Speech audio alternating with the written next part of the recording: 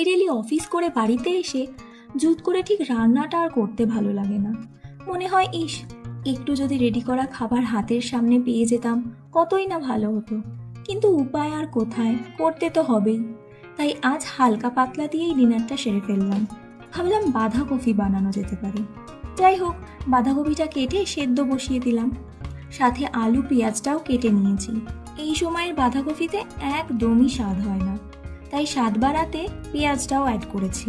সময় বাঁচাতে আলু পেঁয়াজ একসাথে ভেজে কিছুটা আদা বাটাও অ্যাড করে দিলাম।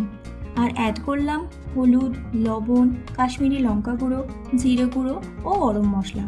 মশলা থেকে জল বেরিয়ে আসলে বাঁধাকপি অ্যাড করে নেড়েচেড়ে নামিয়ে ফেললাম। আগে থেকে সেদ্ধ করে রাখা বাঁধাকপির সাথে লবণ, হলুদ, লঙ্কা গুঁড়ো ও বেসন অ্যাড করে কয়েকটা বড়াও ভেজে নিয়েছি।